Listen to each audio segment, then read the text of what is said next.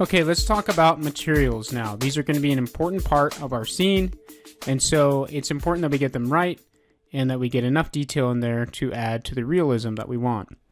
So one thing that we can do right away, let's close this, and let's just look at some of these purchase material or purchase models, because generally these have pretty nice materials on them. If you've purchased them from, like, for example, Design Connected, they usually have very high quality professional materials on them. Okay, the one thing this isn't going to have is a lot of distressed material on it.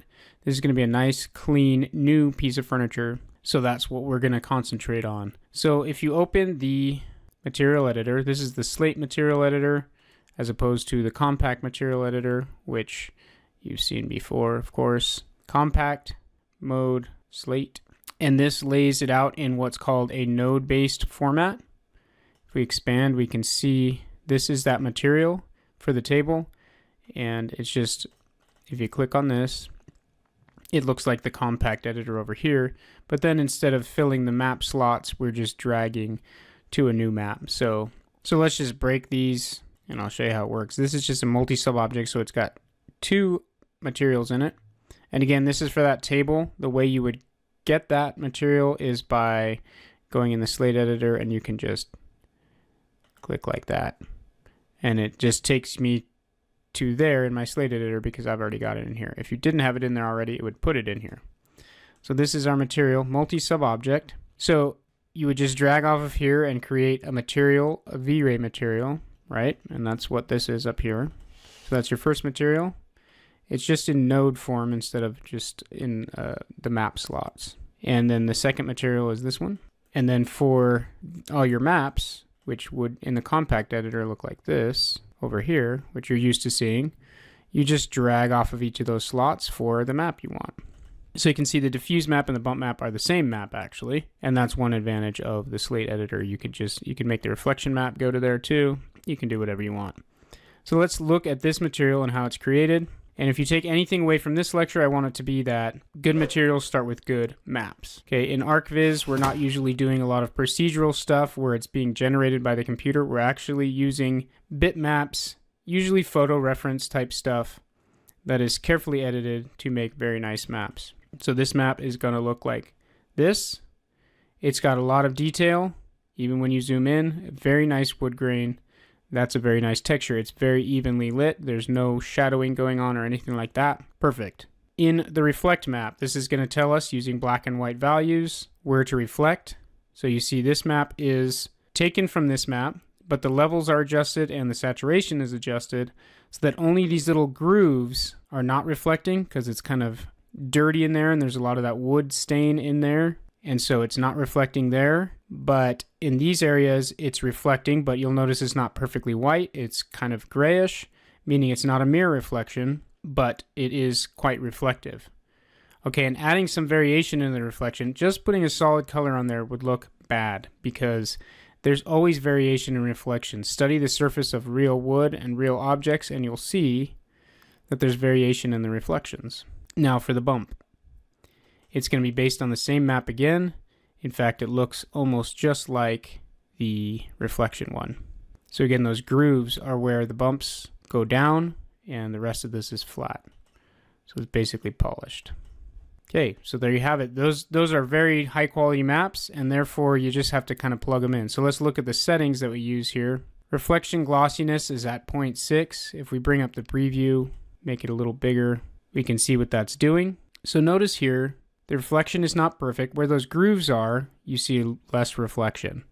So that adds a little bit, you can really see it down here.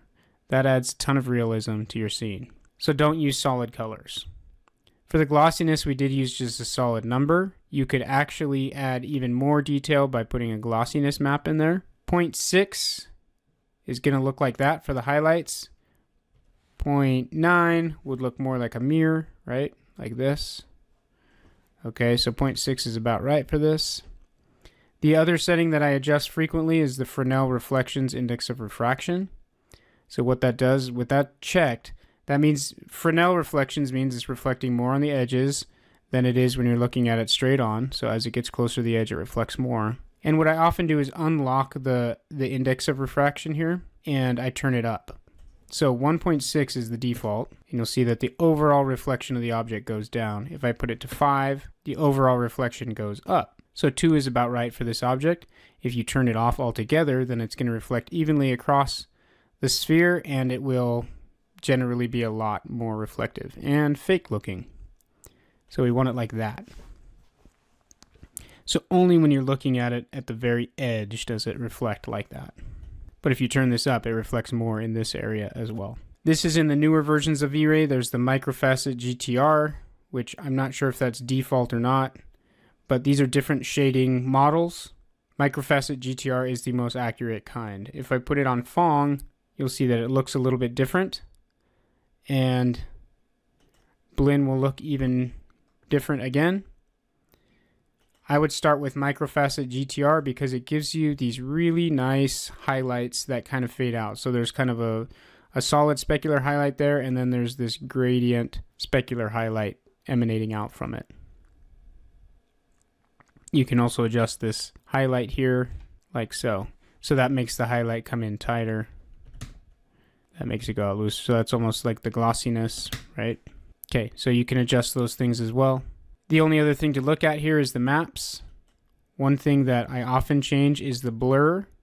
With a nice grain like that, you might even be able to put this to a 0 of blur so that it's just really crisp when it renders. This one was not put to that, but I think it can be if you have a really high quality bitmap.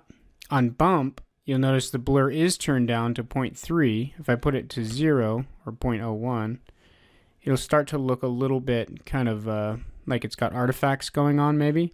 If I put it to 1, it's harder to notice here, but on certain bitmaps that will just kind of spread out the bitmap and make it look totally fake. Like on a wood floor, if you want a crisp bump line for where each joint is, blurring it makes that line a lot less crisp and makes it too wide. So you want to be careful with the blurring on bump maps. But when you turn down the blur, as an example, let's put it at 1 and then turn up our map to 30, which is default. Okay, there you see that blurring and the bump at the default level. It just looks wrong. It looks kind of lumpy, and these grains become too thick or too wide. You want something more crisp. But if you put the blur down, all the way down, and leave it at 30, now it looks really noisy and also bad. So as you turn down the blur on your bump map, you'll also want to turn down its impact. So 5 looks about right, actually, almost perfect. I like the way that looks. So it's much more subtle now, and it looks the way that it should. So careful with the influence that the bump map is going to have, and also with the blur. And I rely heavily on these swatches to get the right levels for those on my materials. That's one of the purchase materials. So that's very nice. And again, it starts with high quality maps. So in the next video, let's work on making our own material for that buffet that we have over there. And let's make our own maps for it and make sure they're high quality like this so we can develop our own custom textures.